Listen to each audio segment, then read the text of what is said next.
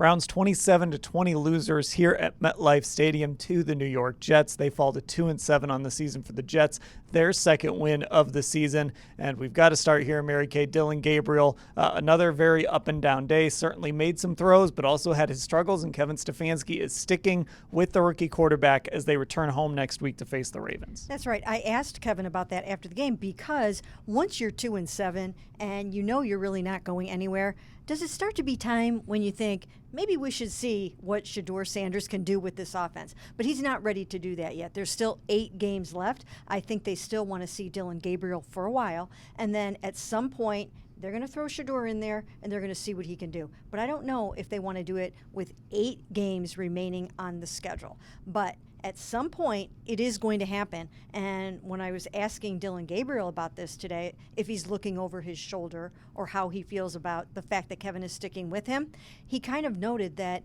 if you continue to do the same thing over and over and over, and you get the same result, that is insanity. I think he knows on some level that day is coming. Yeah, and I think that's the key that Mary Kay made there, Ashley, is this idea that there are 8 games left. That's a lot of football games. You hand things over to Shedeur. You don't want to necessarily have to go back. Maybe give Dillon Gabriel a little more time, and then you hand things over to Shedeur Sanders if he doesn't start to improve. But we're certainly getting to that point a little quicker than I think anyone expected. Yeah, we are. I mean, I wrote in my immediate post-game story today, I don't blame fans who want to see Shedeur at this point, right? There's not much left to look forward to. I mean, let's be real with where this season stands. It can't get much uglier than this. And I think the possibility of seeing Shedeur Sanders, who brings so much star power, it's exciting for a fan base that I think is desperate for anything this season. The unfortunate thing, I think, for everyone is I don't think there is going to be a perfect time to throw him in there. I understand the rationale not wanting to do it before they are ready, before he is ready, but it's going to be, I think, a tough situation for him whenever that time comes for him to start. Now, we've got to talk about the special teams because obviously that was a really huge part of this game. The Browns score a touchdown, take the lead in this game 7-0, and then give up a kick return immediately after. And then 36 seconds after that, they give up a punt return touchdown. And Mary Kay, this has been an ongoing theme. You go all the way back to week 1 when they lost a game because of 2 missed kicks. Special teams has been a major problem for this football team.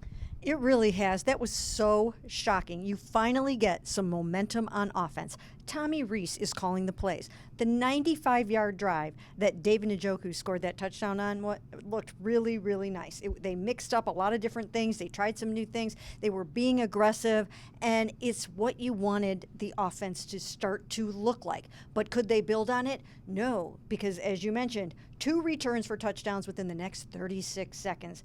Where did that come from? And it's shocking that heads aren't going to roll if they don't roll after this. It's almost shocking because that is so unacceptable. I don't know if the Browns are going to be able to maintain the status quo. I'm sure they will. They don't want to make changes like that during the season.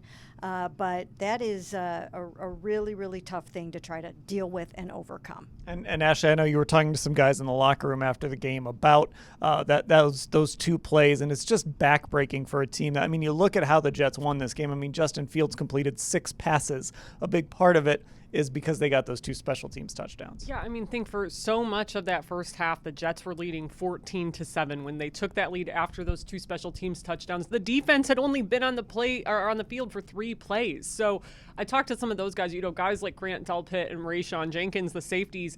They were out there for both of those touchdowns and both kind of apoplectic, not even knowing yet what exactly happened. But that sort of stuff is backbreaking. And, Grant Delpit talked about some of the stuff that happened at the end of the game that I know we're going to talk about. And he basically said there were a lot of things they did that lost them the game. And those 2 special teams touchdowns really were what got the Jets rolling and gave them confidence, I thought.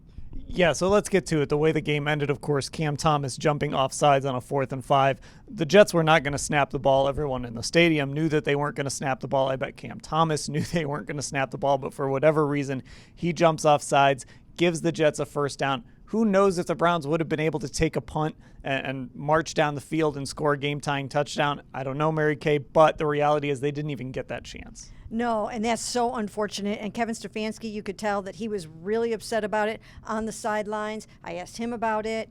He noted that it was very disappointing. I asked Myles Garrett about it, and He said that he doesn't want Cam Thomas coming away from this game feeling like he cost this team the football game because there were so many other things that went wrong. But those are the kinds of mental errors that a really good, smart, tough football team cannot make. Yeah, we always hear smart, tough, and accountable. And as these mistakes, I mean, we've sat here and talked about a bunch of mistakes here.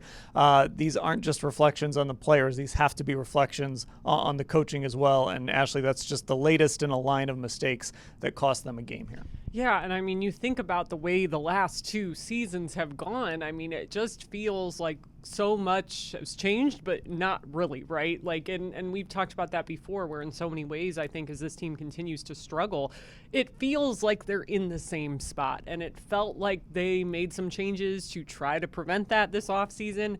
And it just hasn't come to fruition for, I think, multiple reasons. And again, it just kind of goes back to, for me, like there's not one fix. And with each passing week, it kind of gets proven over again.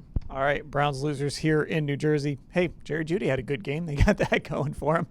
Browns losers here in New Jersey, 27-20 to the Jets. They are now 2-7 on the season. We'll have full coverage of this game at cleveland.com/Browns.